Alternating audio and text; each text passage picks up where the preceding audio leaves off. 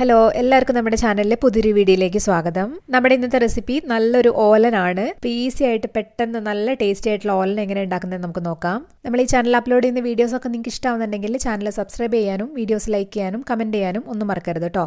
അപ്പോൾ നമ്മുടെ ഓലൻ ഉണ്ടാക്കാൻ വേണ്ടിയിട്ട് ഞാനിവിടെ അരക്കപ്പ് വൻപയർ എടുത്ത് വെച്ചിട്ടുണ്ട്. വൻപയർ നന്നായിട്ട് കഴുകി ഒരു 3-4 മണിക്കൂർ വെള്ളത്തിൽ കുതിർത്ത് വെച്ചിട്ടുള്ളതാണ് കേട്ടോ ഇത്.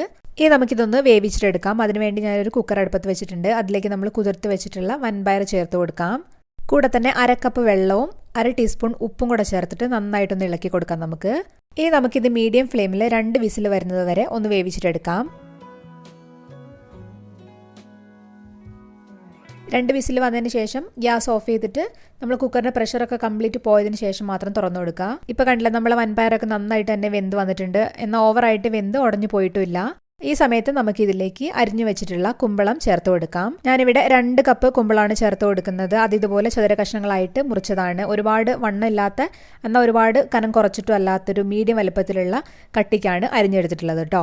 അതിൻ്റെ കൂടെ തന്നെ 3 പച്ചമുളക് ഇതുപോലെ നടുക കീറിയതും കൂടെ ചേർത്ത് കൊടുക്കാം നമുക്ക്. എന്നിട്ട് ഇതെല്ലാം കൂടെ നന്നായിട്ടൊന്ന് ഇളക്കി യോജിപ്പിച്ച് കൊടുക്കാം നമുക്ക്.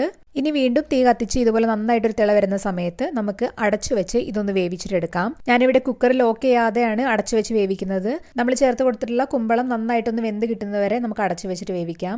ഇനി നമുക്കിതിലേക്ക് വേണ്ടത് തേങ്ങാപ്പാലാണ്. ഞാനിവിടെ ഒരു 3/4 കപ്പ് തേങ്ങാപ്പാലാണ് എടുത്തു വെച്ചിട്ടുള്ളത്. ഞാനിവിടെ 1.5 കപ്പ് ചിരകിയ തേങ്ങ എടുത്തിട്ട് അതിലേക്ക് ഒരു 1/4 കപ്പും പിന്നെ ഒരു 2 ടേബിൾ സ്പൂണും കൂടെ വെള്ളം ചേർത്തിട്ട് നന്നായിട്ട് അരിച്ചെടുത്തിട്ടുള്ളതാണ്. ഞാനിവിടെ ഒറ്റൊരു പാലായിട്ടേ ചേർക്കുന്നുള്ളൂ. അത് ഒരുപാട് തിക്കോ അല്ല, എന്നാൽ ഒരുപാട് വെള്ളം പോലെയല്ല, അത്യാവശ്യം മീഡിയം തിക്നെസ്സിലുള്ള പാലായിട്ടാണ് കേട്ടോ ചേർക്കുന്നത്. അല്ലാതെ 1-ാം പാൽ 2-ാം പാൽ എന്ന് പറഞ്ഞിട്ട് ചേർക്കുന്നില്ല നമ്മൾ.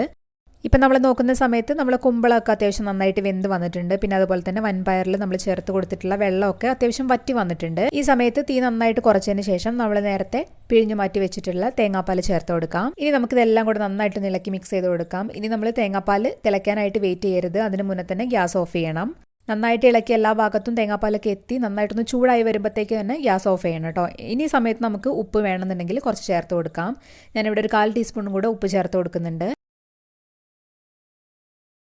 ഇനി നമുക്കിതിൻ്റെ മേലേക്ക് ഒരു 2 തണ്ട് കറിവേപ്പില ചേർത്ത് കൊടുക്കാം. അതിൻ്റെ കൂടെ തന്നെ 1.5 ടേബിൾ സ്പൂൺ പച്ച വെളിച്ചെണ്ണയും കൂടെ ചേർത്ത് കൊടുക്കാം നമുക്ക്. ഇനി നമുക്കിതൊന്ന് അടച്ച് വെച്ച് ഒരു 10 മിനിറ്റ് കഴിഞ്ഞിട്ട് തുറന്ന് നോക്കാം. അപ്പോഴത്തേക്ക് നന്നായിട്ട് ആ ഫ്ലേവറൊക്കെ ഇറങ്ങിയിട്ടുണ്ടാവും. ആ കറിവേപ്പിലയുടെയും വെളിച്ചെണ്ണയുടെ ഒക്കെ ഫ്ലേവർ ഓലിലേക്ക് നന്നായിട്ട് ഇറങ്ങിയിട്ടുണ്ടാവും. ഇപ്പോൾ ഒരു 10 മിനിറ്റ് ആയിട്ടുണ്ട്. നമ്മൾ തുറന്ന് നോക്കിയിട്ട് നന്നായിട്ടൊന്ന് ഇളക്കി യോജിപ്പിച്ച് കൊടുക്കുക എല്ലാം കൂടെ.